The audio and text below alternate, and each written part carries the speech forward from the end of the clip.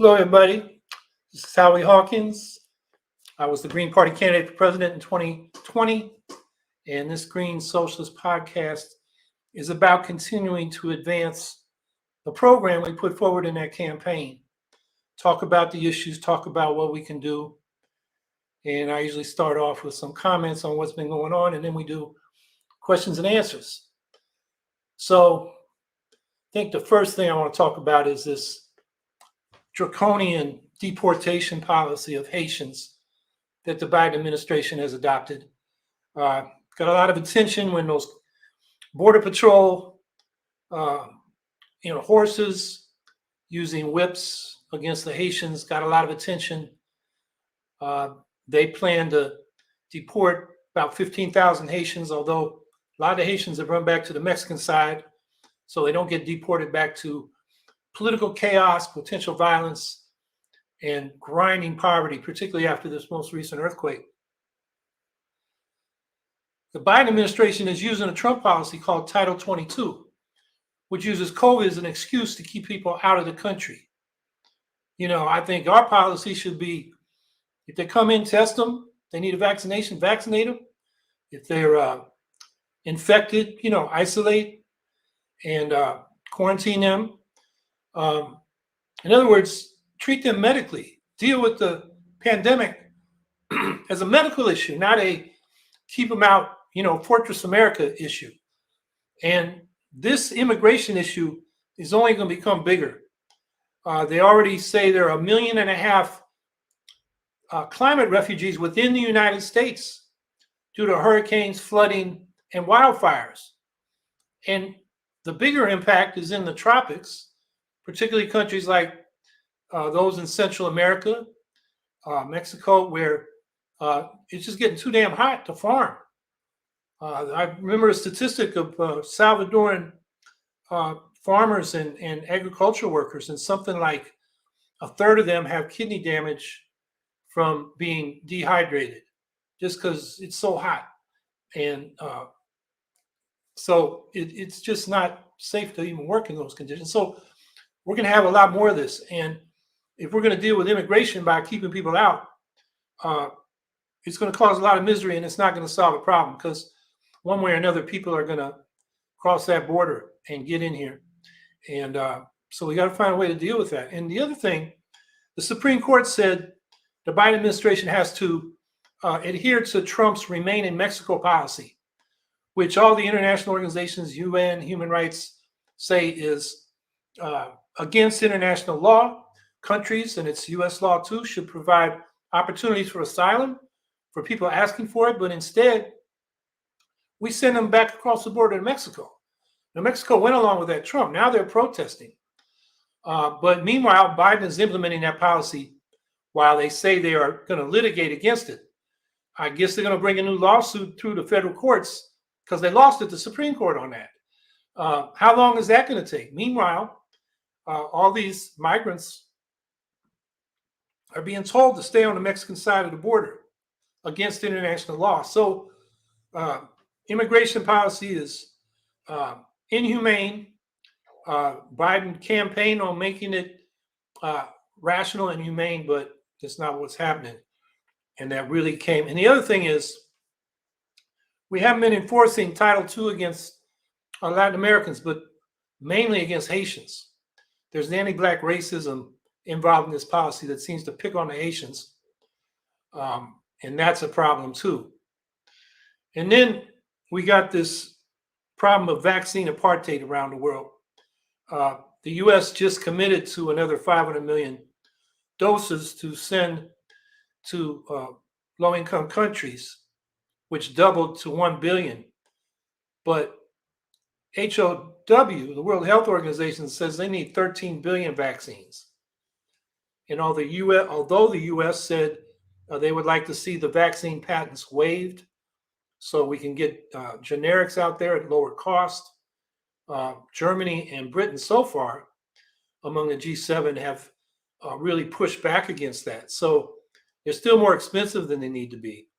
So we have a situation like in Africa, only 2 or 3% of Africans have got even one dose of the vaccine. And in this country where it's freely available, we're just barely over 50%.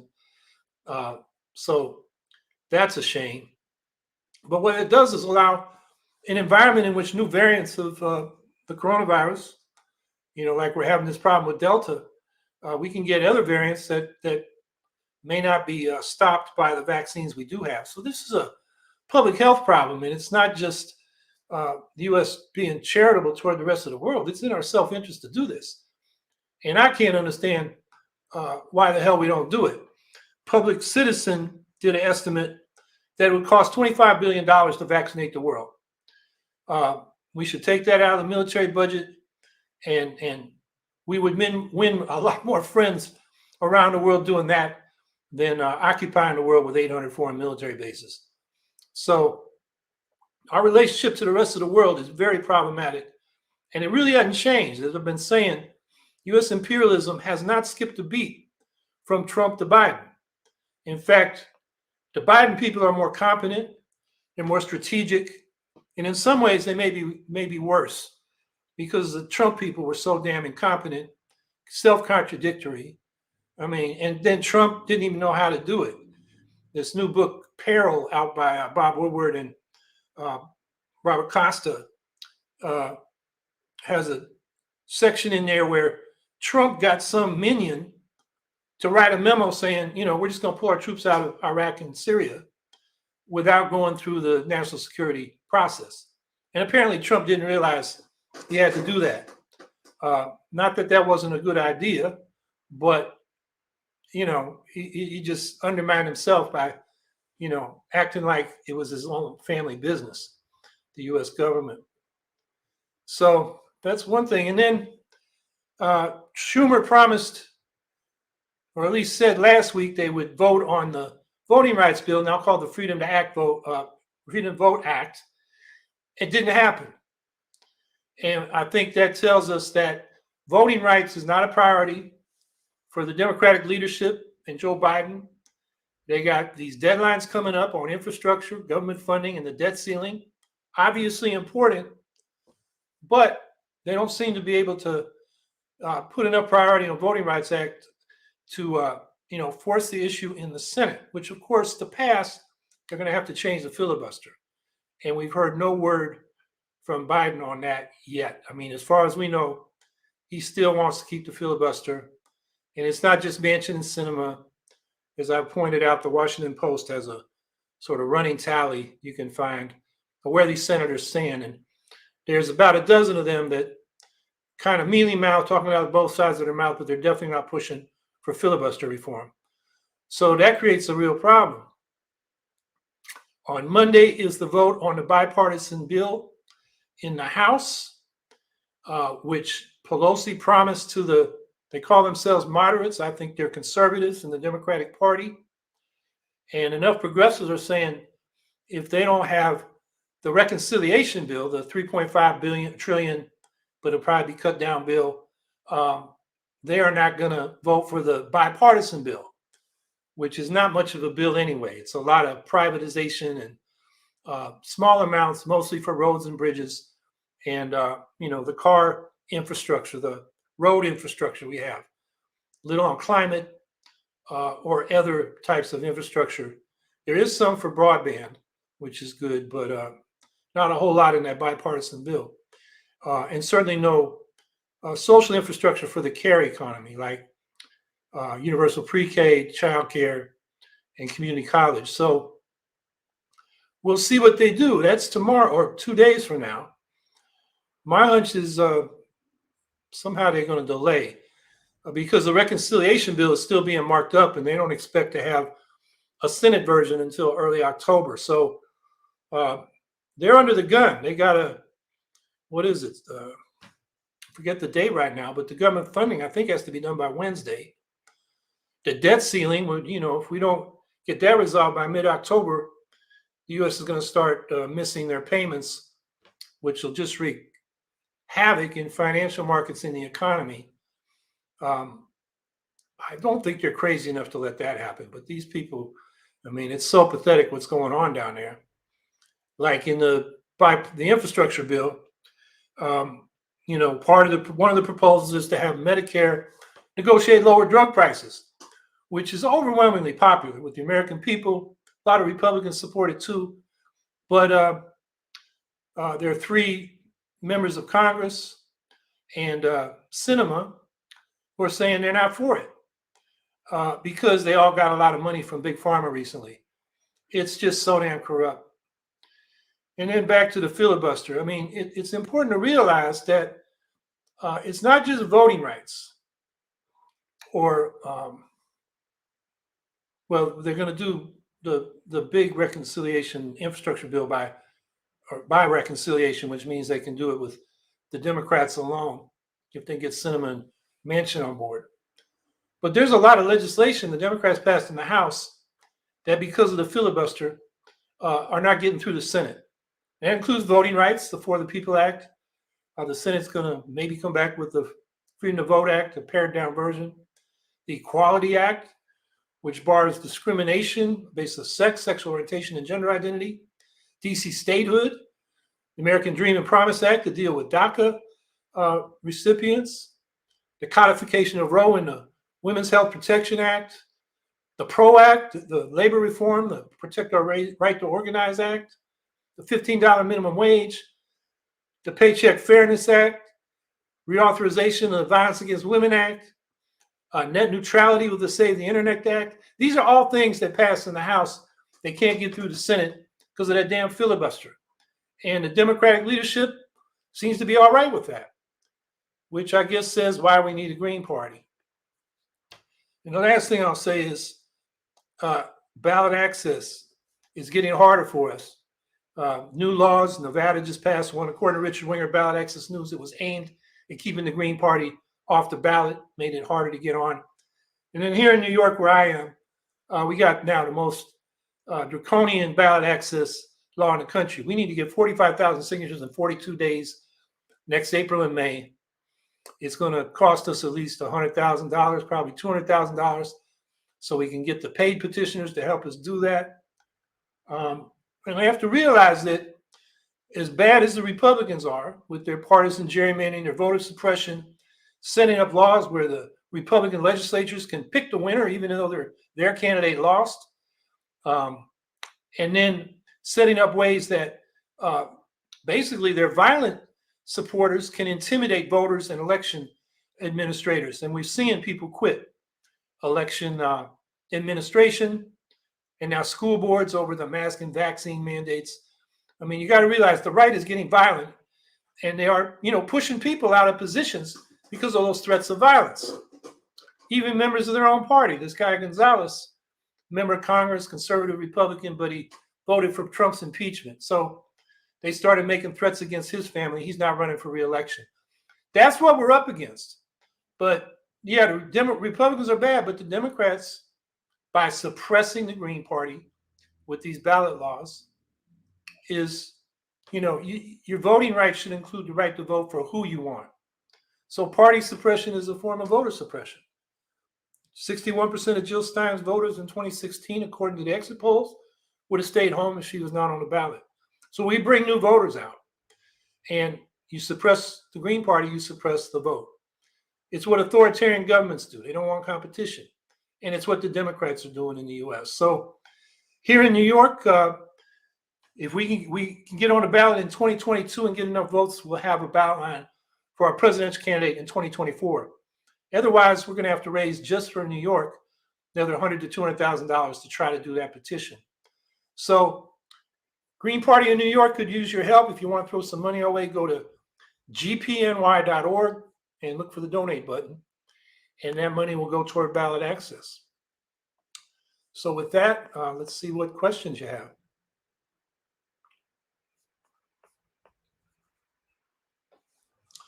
Paul Flansburgh, we appeal to the G7. Why? The UN should be the governing body. Yes?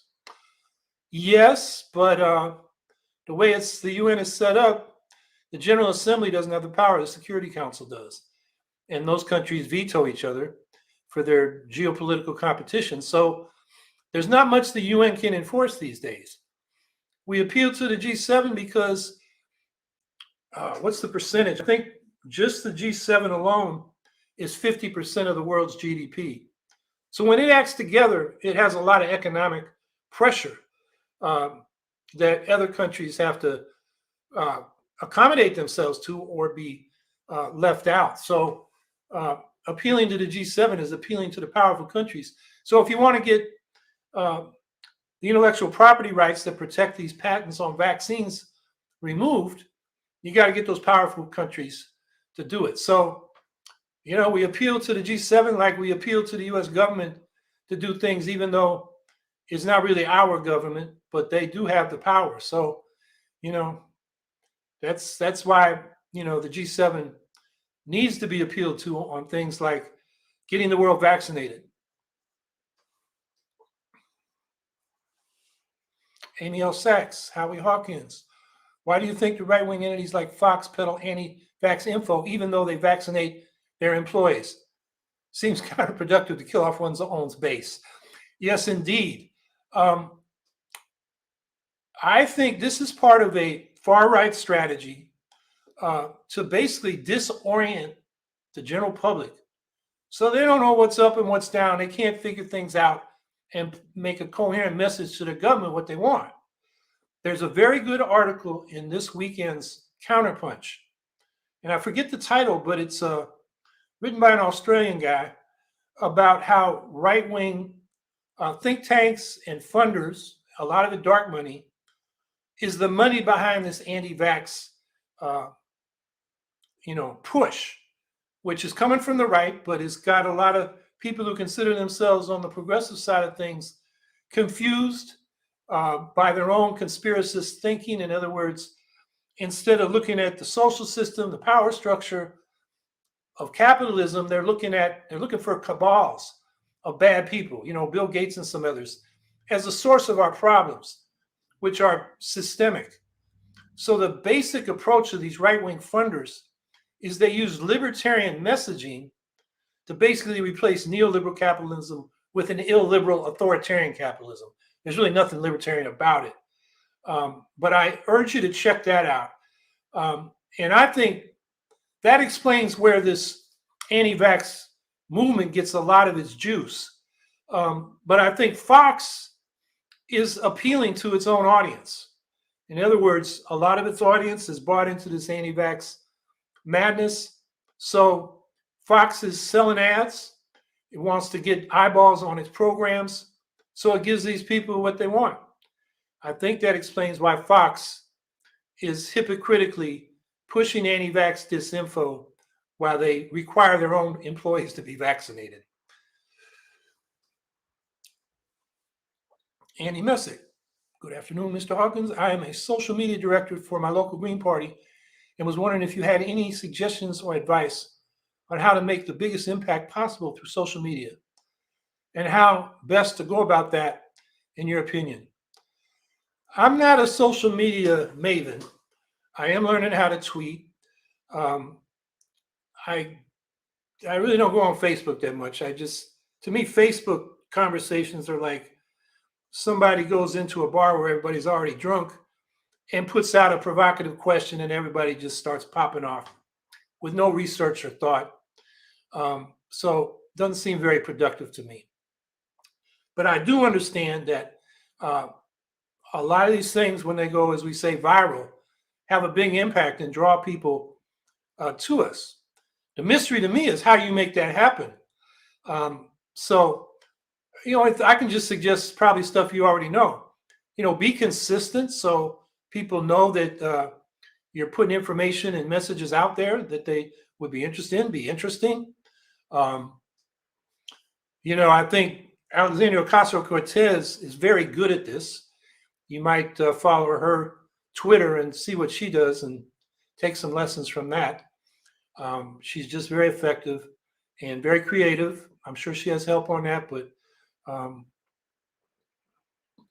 so that's what I'd say about that. And the other thing I would add is don't rely on social media to build your local. We really got to get out and talk to people one-on-one, listen to them, don't preach at them, build relationships, trust, have them see us working on their concerns. And with that trust, then we can recruit them into the party as either voters for us or hopefully members. And so I'm just saying social media is not a substitution for that grassroots organizing. But I'm not a social media expert, so that's the best I can do. Cincy, what are your thoughts on the current tension with China? Well, the U.S. should stop being provocative. I think China deserves lots of criticism for its human rights violations in Hong Kong and with the Uyghurs and with the Tibetans, with their workers.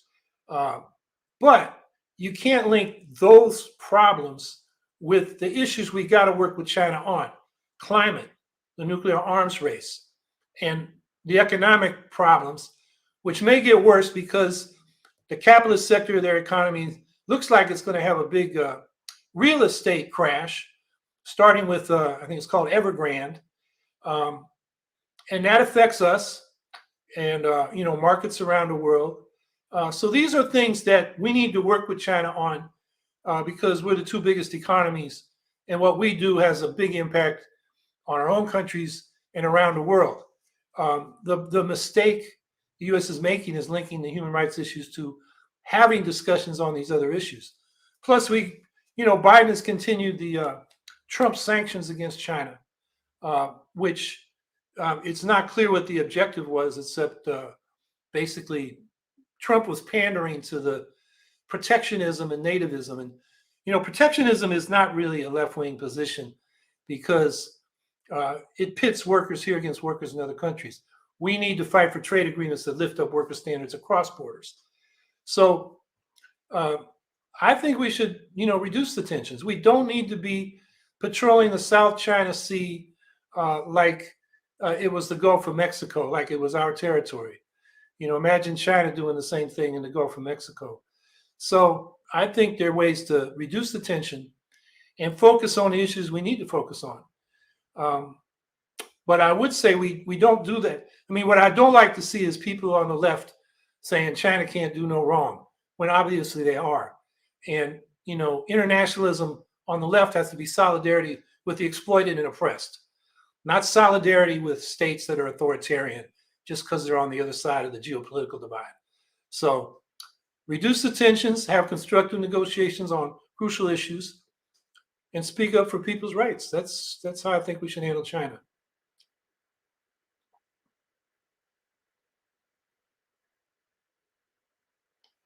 Z. Kramer, what do you think about the U.S.'s continued funding of Israel? Yeah, was about $3 billion a year in military aid. And then we have the economic relations. I support the boycott, sanctions, divestment effort.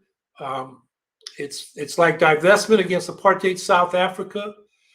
I'm generally against sanctions, but this is a case where the liberation movement itself has called for that kind of support, like they did in South Africa. It's nonviolent, and it does matter to Israel because U.S. economic and military relations are so important. And the first thing the Palestinian National BDS Committee has called for is for the U.S. to cut off military aid to Israel, which it has used, overwhelming force against the Palestinians in Gaza and in the occupation of the West Bank. So I think that should be done. It's good that some Democrats voted against that anti-ballistic missile or anti-missile dome. I forget what it's called, the dome that Israel has. Wasn't enough to stop it. Interesting to observe, I think in the end, like 9 members of the House voted against it. At first, AOC did, but C-SPAN, if somebody clipped the C-SPAN thing, after that vote, Pelosi took AOC aside and she changed her vote to present. So that just goes to show when you're a so-called democratic socialist in the Democratic Party, you got to play along to remain a player. And I think that's what AOC's problem is. Cincy, Howie Hawkins, what are your thoughts on the AOC Met Gala drama? Yeah, I mean, in my gut level, I was kind of repelled. Very fancy designer dress, tax the rich among the rich. And she just seemed to be enjoying the attention too much. So I had a negative reaction to that.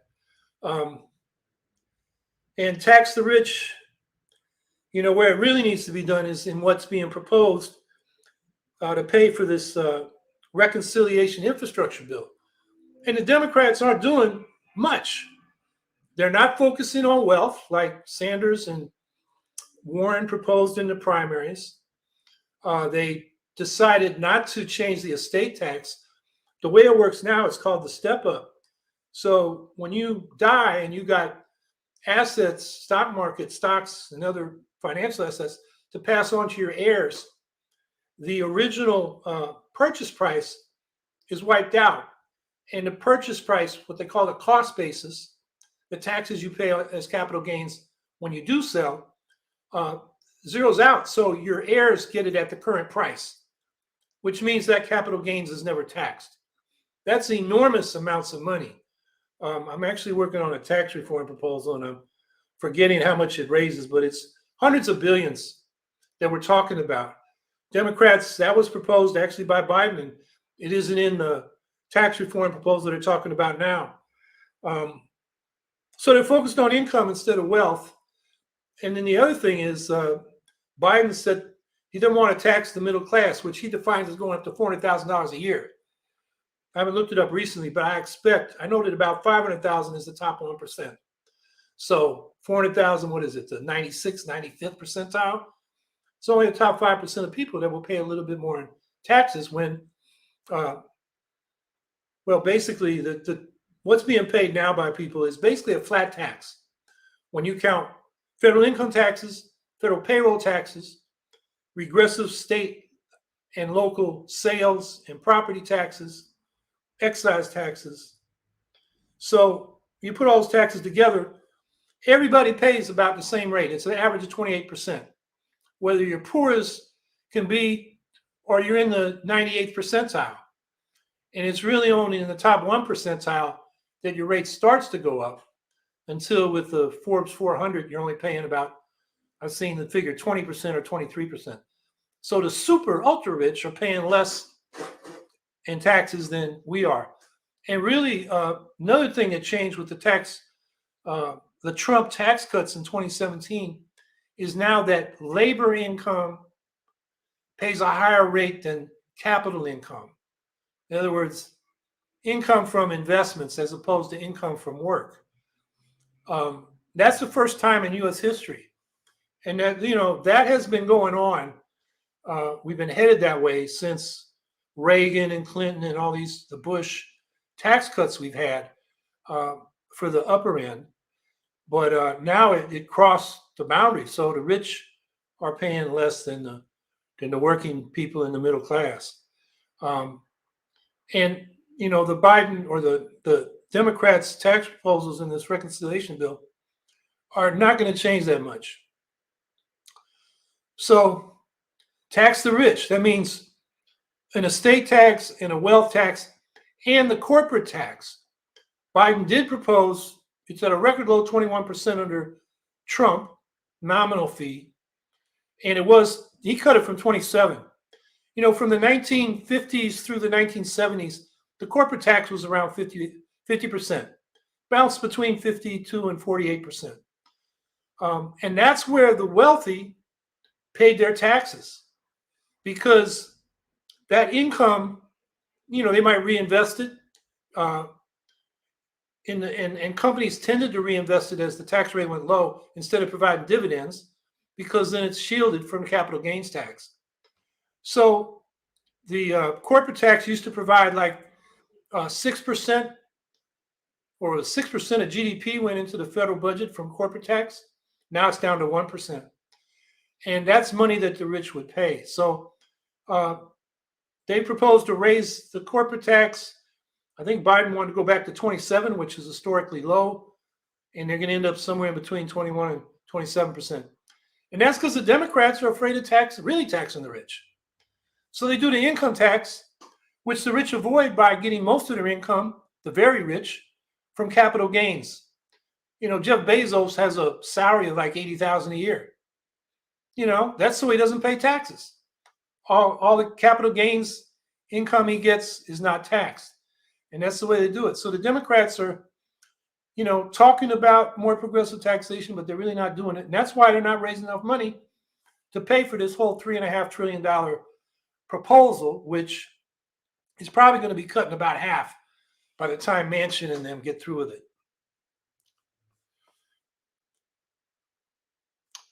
Edward Morris, do you have any plans on coordinating with the People's Party when it comes to running candidates in 2022 and 2024? Yeah, I'm for coordination, particularly with ballot access and winner-take-all single-member district elections. We really need a united independent left party. The question is the People's Party willing to work with the Greens? And their top leadership has not been open to that. For example, their convention during the presidential campaign didn't have any Greens. We talked to them about it. They didn't want us. On the other hand, I do know in certain states and localities, Greens and People's Party people are talking together. And I certainly hope here in New York we can work together on ballot access this coming March and April.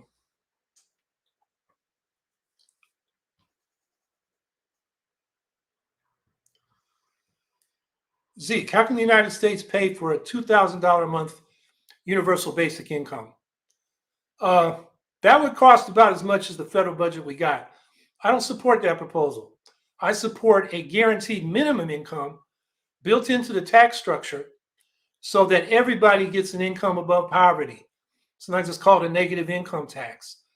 That would cost, if I remember right, something like $800 billion a year, which means we could end poverty for that price.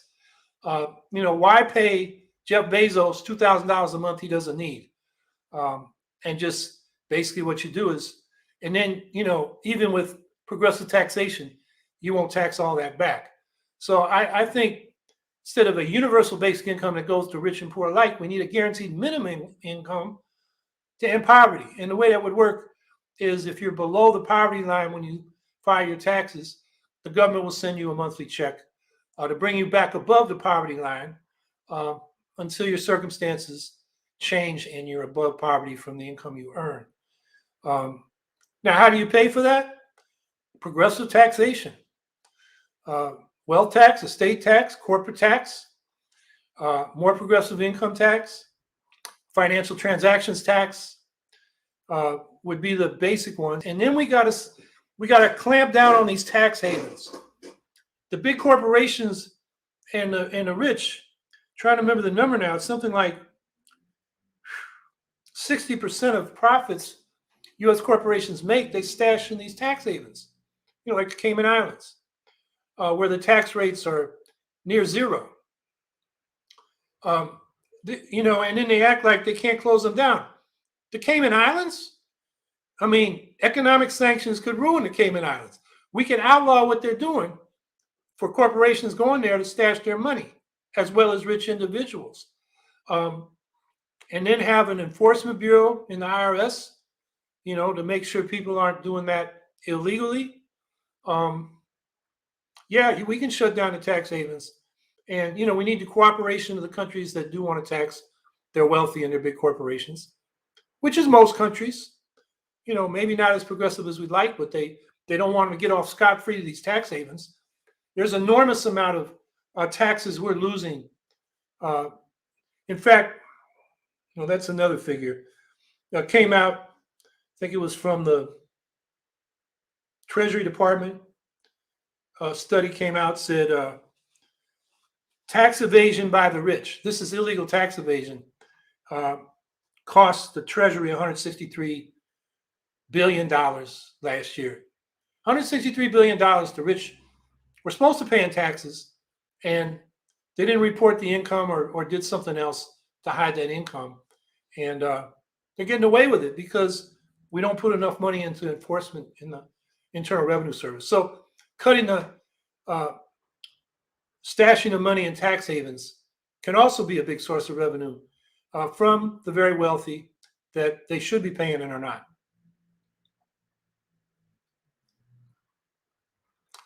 Rizy Lapointe.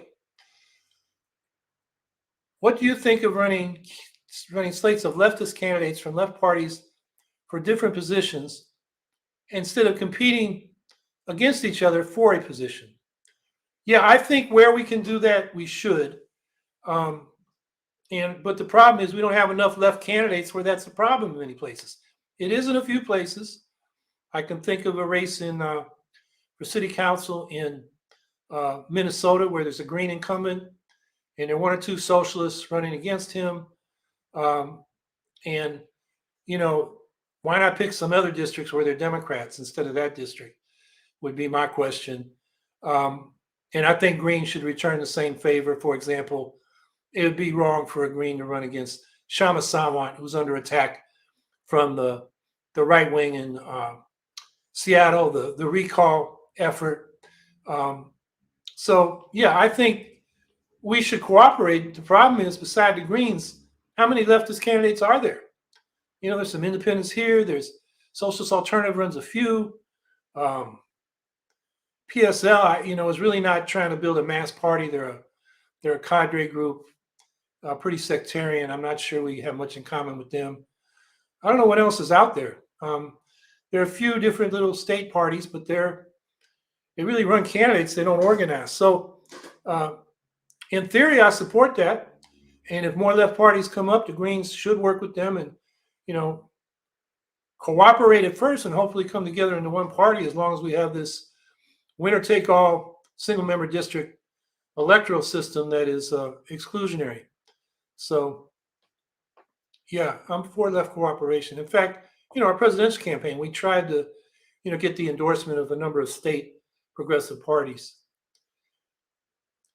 Isn't there a socialist or two running in New York right now? There are some capital D Democratic socialists. India Watson up in Buffalo won the primary against the incumbent, a guy that Byron Brown, been in there 4 terms, arrogant, didn't, take India seriously, and it's India Walton. And she's down in New York this weekend at fundraisers, 3 of them, that progressives down there are organizing to help her compete with this guy who lost the primary, and then he got a hack judge to put him back on the ballot against the law that knocked the Greens off the ballot. That didn't survive an appeal, thankfully. I mean, you can only be a hack partisan. You can't take it too far when the argument was so obviously wrong. So he's off the ballot, but he's got a massive write-in campaign. He's got much of the Democratic establishment as well as the right-wing developers. And in Buffalo, they are right-wing. Carl Palladino, if you remember him running for governor in 2010, he makes Donald Trump look like a liberal. He is a friend of Donald Trump's. I wish her luck. But she's going to have a hard time. There was a poll came out this week said she's behind 2-1 because she's been smeared, as a socialist, and she's a young upstart from the hood against this guy who's a lackey for the establishment. So, and then who else is running in New York? This is not a state election year, so there's city council races where there are people that identify as socialists. All of them running as Democrats, except Edwin De Jesus of the Green Party in Astoria, Queens, who will be on this program next week. So you can meet him. So that's the picture right there. There's no Socialist Party candidates running. You had a capital S in socialist. They are mostly Democrats running with the support of Democratic Socialists of America. And I don't know how many they're running for this New York City Council, but a number.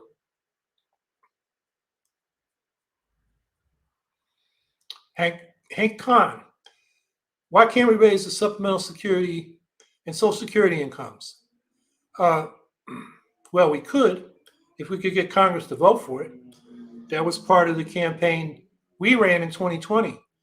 We want to get those incomes above poverty, and we want the Social Security to provide a secure income for retirees. The objection of the conservatives in Congress, many of whom call themselves moderates, is that we can't afford it, which is nonsense. If we can afford the massive military we have, and we can afford all the wasteful spending like subsidies for nuclear power plants that never get built, subsidies for the fossil fuel industry. Speaking of which, going back to the funding thing, they are keeping the subsidies for the fossil fuel companies in this infrastructure bill, the reconciliation bill. That's criminal when it's supposed to be dealing with climate change. And it's supposed to be finding money to pay for the good things. So anyway, it's a matter of priorities. And right now, the financial oligarchy that runs this country doesn't want to pay people that need supplemental Social Security and Social Security. They won't pay them living incomes. So we got to fight them. And it's so popular. I mean, that and the minimum wage are two of the most popular policies when you do public opinion polling. The problem is Congress listens to the donors, not the voters. And that's why we got to change things. The Democrats have both houses in the presidency, but is raising Social Security on their agenda? I listed a whole bunch of policies they can't get passed, but this isn't one has even come up. So that's why we need the Green Party.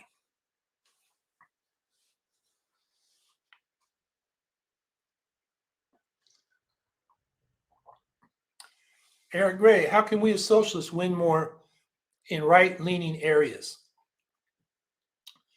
Well, I think in the right-leaning areas, the Democrats don't really try.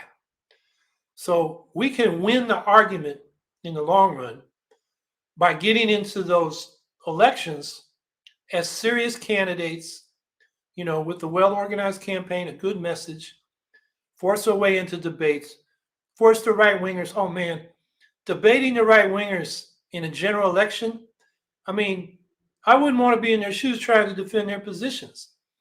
They're against democracy. They're against vaccines to stop the spread of COVID. They're killing their own people. I mean, they are so easy to take down. And I think if we got in those races, because Democrats really don't try because they don't think they can win. We may not win it first, but we can start an argument. And getting an argument is half the battle because we can win those arguments. Like single-payer health care. The right wing, as well as the so-called moderates in the Democratic Party, say we can't afford it, blah, blah, blah. But we've already won that argument with the people. The polls have shown that really going back to Truman. There's always been a majority, and now it's stronger than ever.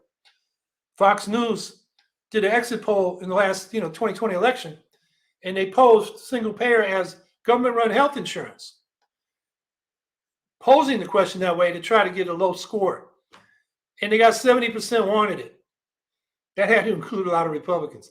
So I think we win the argument by just raising our voice and starting to fight in elections and in issue campaigns. The other thing I would say is we do that deep canvassing where we go out and talk to people, have conversations, listen, don't preach, relay what they say to our platform, give them a respectful argument where you disagree.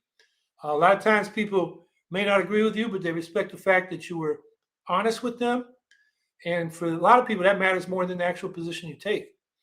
So I think we win by getting, engaging in those areas and having a longer time view than winning, first time out. Although sometimes you catch them, like India Walton did in Buffalo, or Bernie Sanders did in Burlington, Vermont in 1981. Same kind of, overconfident, disrespectful Democrat didn't think he had to campaign, and Bernie beat him by 10 votes.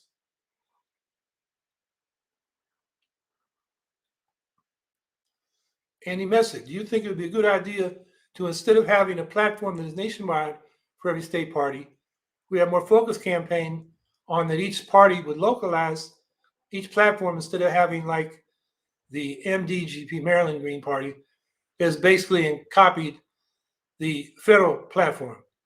Why or why not? I mean, I was just in a state committee meeting of the Green Party of New York, which spent a good part of the meeting going over platform amendments to our platform. We've written it for New York. And I think that's a good exercise, not only just for having the platform which can guide our candidates, but for having the discussion, because it educates our people on the issues. And you really need a platform that, every state, like take tax reform. It's very different. Stay in the state of Washington, generally seen as a liberal democratic state, has one of the most regressive state tax structures in the country. New York is more progressive, but not as progressive as it used to be. So you can't just copy a nationwide platform and have a tax reform program that's relevant for your state. On the other hand, working on a platform takes a lot of work, but I think, if you put it in a proper perspective and, don't become resolutionary socialists, in other words, it's all the paper resolutions and you don't go out and do anything. As long as you put it in proper perspective, I think state parties, local parties should have platforms dealing with the units of government for which they are running candidates.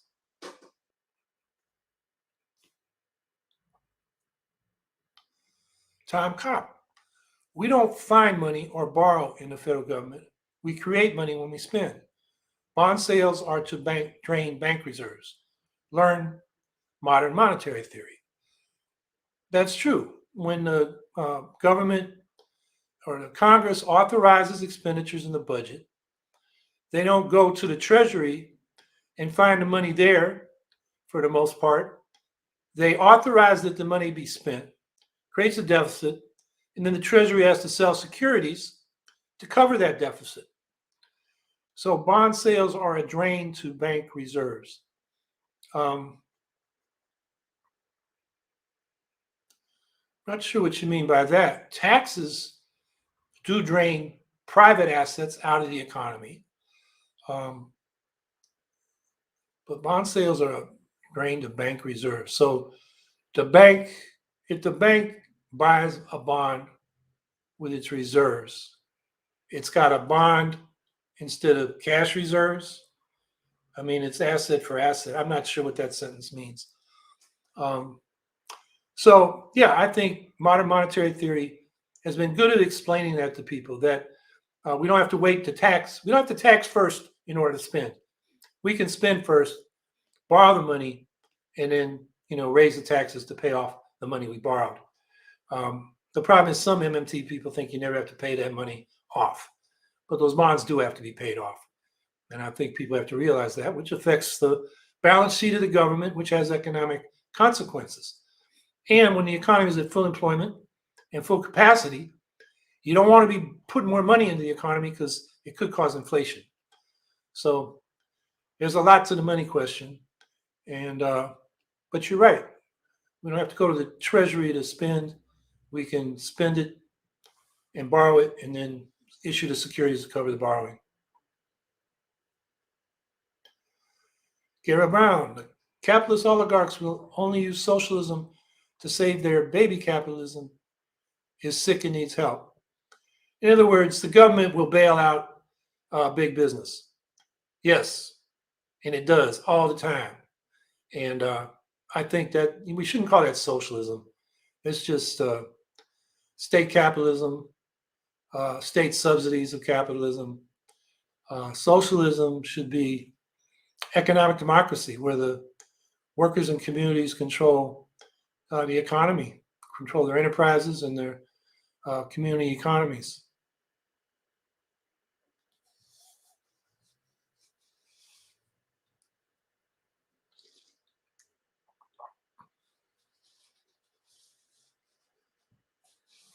While we're waiting for another question, there's a good article. It's also up on Counterpunch this weekend about nuclear subsidies and nuclear power, and the nuclear industry's got a lot of people bamboozled that this is a contribution to the climate, going carbon neutral to deal with the climate problem, and it's part of the reconciliation bill. They have what they call the Clean Energy Payment Program, and some of the payments are going to make as subsidies to nuclear power plants. And you got to read the article, but nuclear power is the most unsuccessful industrial enterprise, maybe in history, certainly since World War II. And it points out, for example, that the Watts Bar 2 nuke that TVA built went online recently. It took them 42 years to build that thing. They spent 47 years building the Ballot nuke, and then they couldn't run it. And there's not time to try to build these nukes. They were trying to build 15 new nukes under the Obama-Biden administration with loan guarantees. And all those projects either never got off the ground or have been stopped for cost overruns and construction delays, except two in Georgia, the Vogtle plants, whose cost has doubled from 14 billion to now almost double, 27 billion at this point. That's how much they spent. They're still building them. They're way overdue, way over schedule. And Georgia ratepayers are only being asked to throw money at them because Brian Kemp beat Stacey Abrams, and he is a creature of Duke Power and the Southern Company. In other words, the utilities got him in there. So it's a big grift. I mean, when we were fighting the nuclear power plant in Seabrook back in the 70s, we had a labor committee, and we used to go talk to the construction workers, in the bars after work. And I remember one guy telling us how to draw the job out, these guys were sheet metal workers, I think. They would build these metal sheds, and then they'd take them apart, and then they'd build them again in the same place. They did it like 3 times just to draw out the length in which they'd be on those jobs. Up here at 9 Mile Point 2 near Syracuse, there was a lot of scandals when they caught a lot of these construction firms would take materials in the front gate that was supposed to go into the nuke, and then they'd steal them and truck them out the back gate for their other construction projects. So nuclear power, and in corruption, we know in Ohio the recent subsidies that they voted for, since repealed because they were caught, the Speaker of the House, maybe it was the Senate, anyway, got a huge bribe to shepherd that bill through, which not only subsidized nuclear power plants, it subsidized a couple coal plants in Indiana that rain their pollution down on Ohio. It is so corrupt. So anyway, that was a tangent while I waited for the next question. Hank Kahn, is there a way we can put public transportation as a top agenda, as a solution to car addiction? Well, we got to organize for it. And I think it's a huge issue. First of all, transportation sector is the biggest carbon footprint of any productive sector, 29% of our carbon emissions. Next biggest is electric power production, 25%, manufacturing, 23%, buildings, 13%, agriculture, 10%. So, and public transportation, right.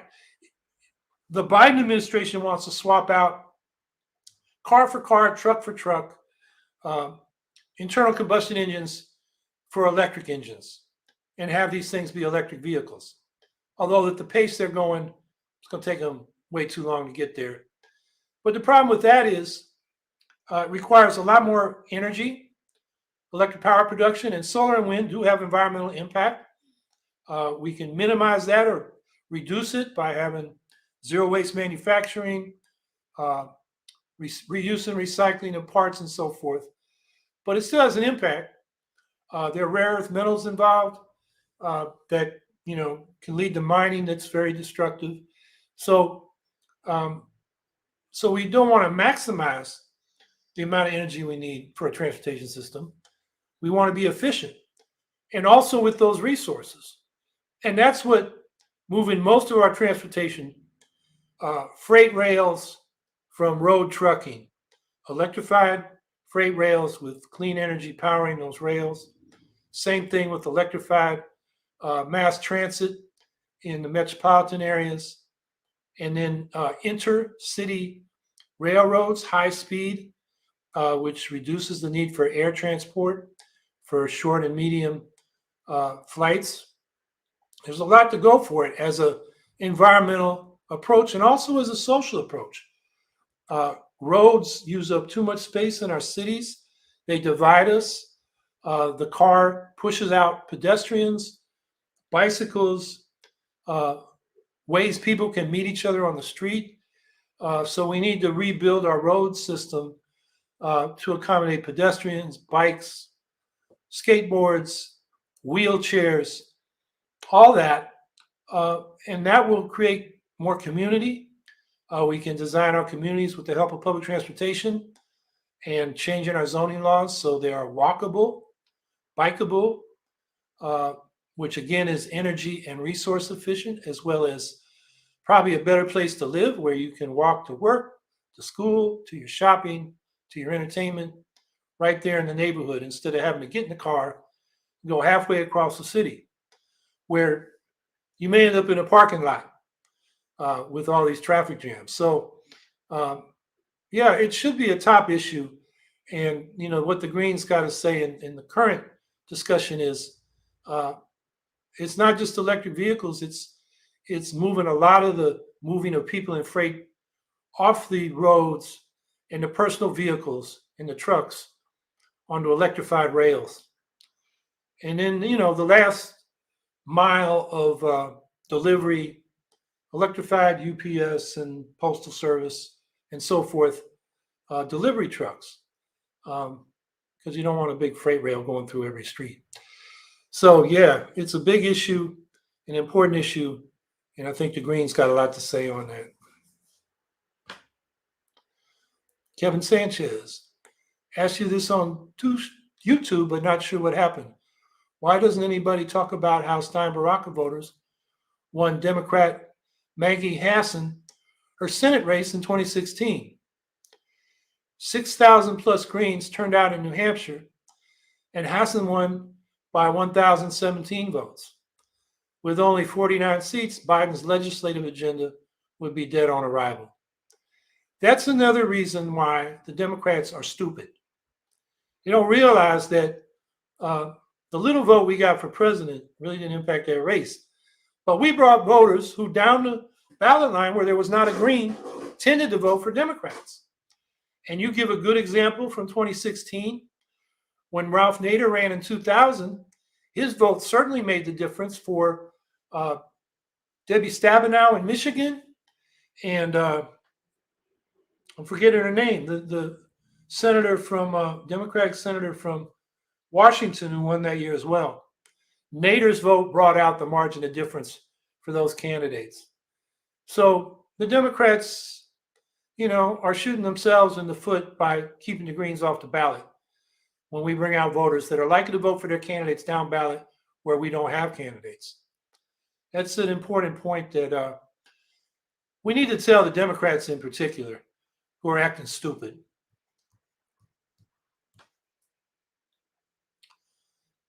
Sensi, should the vaccine be mandatory? Yeah, I'm for vaccine mandates. You got to get your chicken pox and your polio and so forth vaccines to go to school. You know, why is it suddenly an issue with COVID?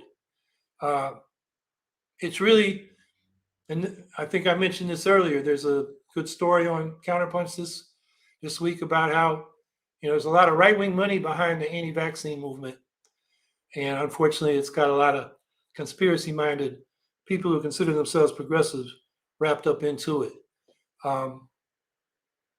But this is about public health. You know, it's not about your freedom to run around potentially being contagious. You know, that kind of freedom it's bogus. It's like saying I have the freedom to drive on the left side of the road just because I feel like it. No, we have public safety reasons why we all are supposed to drive on the right side of the road. And it's no skin off your freedom to have that rule.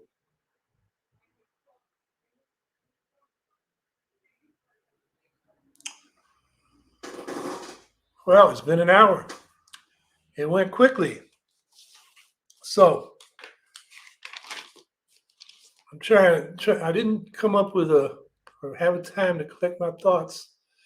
But I would just urge people, we really got to organize local Green parties that start winning races at the local level, creating a foundation so we can run credible candidates for state legislature and Congress, get on the ballot, organize actions in the streets. One of the things that concerns me right now is the far right is energized. You know, when they're out there with their rallies, they shut down some legislatures with their guns. They were out there with their guns when they reported the so-called audit in Arizona, where it turns out even the people that wanted to help Trump found out that Biden had more votes by their count than the state had got. Not by a lot. When you count 2 million votes, you know, I forget the number, but it was pretty understandable they came up with that difference. But they're out there. Whereas the left, you know, look at the voting rights march. You know, the best estimate was 50,000. That compares to 500,000 for the March on Washington '63 for voting rights and the Civil Rights Amendment, as well as some economic programs. So we got to mobilize. We can't let the right take over the streets, dominate the conversation, and we can't just do it on Facebook and YouTube. We got to be talking to our neighbors, having an organization that goes around systematically, talking to people, canvassing them, listening, not just preaching, like I said. It's called deep canvassing. Read up on that. I think every green local ought to be doing that year-round, weather permitting. You know, if you're in Nome, Alaska, the winter might be tough, but most of us can do it. We got to build a base. We got to get energized because, you know, it's become clearer and clearer. If it wasn't clear on January 6th with this memo from the Trump administration that just came out, they were trying to stage a coup. And now they're setting up in the states where they can control the election process. It's not just voter suppression. It's giving Republican-controlled legislatures the ability to decide who won an election, even if it wasn't the one that really did win it. With the partisan gerrymandering, they're entrenching themselves as majorities when they're actually minorities in their state for both their congressional delegations and their state legislative delegations. That's on top of a system that's already counter-majoritarian. The U.S. Senate, you know, 2 votes, 2 senators per state, no matter what your population. That's not one person, one vote representation. The Electoral College is the same way. And then, of course, the single-member district winner-take-all system, which allows gerrymandering. So we have a lot of things we got to do, and we got to be active. So that's an appeal to people, you know, find out, you know, what you can do each week and then find a way to do it, not just by yourself, but in a green local. And, you know, our Green Socialist Organizing Project, hopefully soon we'll have some written materials that can help you organize. So, you know, it can be dismal watching what Congress is doing, but as Joe Hill said before they hung him, don't mourn, organize. So let's get out there and organize. Have a good week.